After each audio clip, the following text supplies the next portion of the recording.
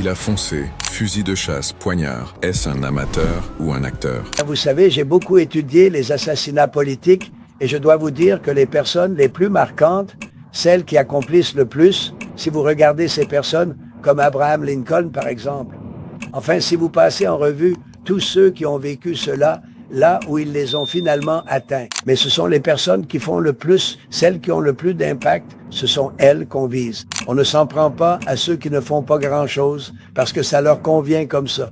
Incroyable. Une fois de plus, le chaos frappe à la porte de Donald Trump, un président dont la tête semble mise à prix en permanence. Je ferme la porte car ce que je vais vous dire demande du calme. 25 avril 2026, dîner de la Maison-Blanche. Un homme armé brise le cercle de fer. Un civil a traversé les services de sécurité les plus puissants du monde avec un seul objectif, l'exécution. Mais que s'est-il vraiment passé dans les coulisses du Washington Hilton? Cole Thomas Allen, 30 ans, un Californien sans histoire, originaire de Torrance. Comment est-il arrivé là? C'est simple, il était enregistré comme client à l'hôtel. Facile de s'infiltrer dans un événement privé quand on dort sous le même toit que sa cible. Il a foncé, fusil de chasse, poignard. Il a franchi le checkpoint du Secret Service en courant, arme au poing, vers la salle de bal. Dans la salle, c'est la panique. Journalistes et officiels rampent sous les tables. Regardez ces images. J.D. Vance évacué de force. Tout semble étrangement orchestré. On dirait presque une répétition. Un agent est touché en plein torse, mais il survit, protégé par son gilet. Pas de mort, pas de sang.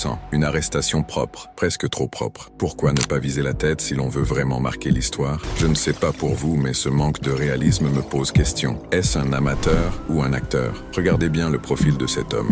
Allen a voyagé en train depuis la Californie, une traversée du pays pour une mission suicide. Mais posez-vous la question, qui attaque une forteresse gardée par les unités d'élite avec un simple fusil de chasse? Si vous voulez vraiment éliminer un président, vous ne courez pas à découvert en espérant un miracle. Un professionnel aurait utilisé une bombe ou une attaque coordonnée. Là, c'est presque amateur. Ce n'est pas la première fois que Trump frôle la faucheuse. Rappelez-vous cette balle qui lui a effleuré l'oreille il y a quelque temps. À quelques millimètres près, l'histoire basculait. Mais regardez son oreille aujourd'hui. Aucune marque, pas de cicatrice. On nous parle de technologie médicale avancée capable d'effacer les traces, mais est-ce suffisant pour expliquer un tel miracle? Nous sommes en avril 2026. Les sondages sont formels. La popularité de Trump est au plus bas. Entre la guerre qui s'éternise contre l'Iran, l'inflation galopante et le prix du gaz qui étouffe les ménages, le président est en danger. Et dans l'histoire, un attentat manqué est souvent le meilleur moyen de transformer un leader contesté en héros national. Écoutez ces mots. Il se compare à Abraham Lincoln. On ne s'en prend qu'à ceux qui accomplissent de grandes choses, dit-il. C'est une manière très subtile de s'autoproclamer légende vivante. Si on essaie de me tuer, c'est que je fais les choses bien. Est-ce une analyse honnête ou une mise en scène macabre pour détourner les yeux des Américains de la crise économique? Est-ce que l'Iran est derrière tout ça? Les probabilités sont faibles,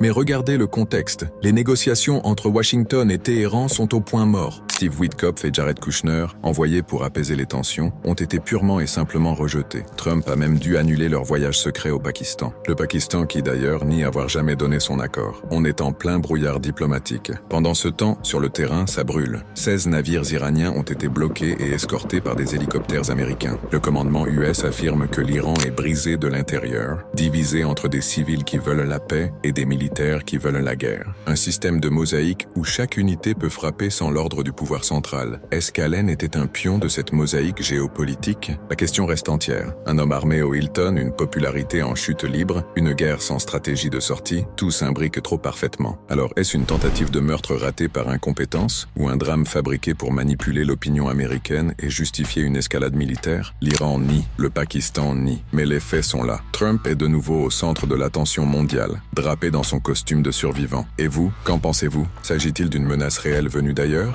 Une stratégie de survie politique interne? Donnez-moi votre avis en commentaire, je les lirai tous. Et surtout, abonnez-vous. Car dans ce monde, la vérité est souvent mieux cachée que le tireur.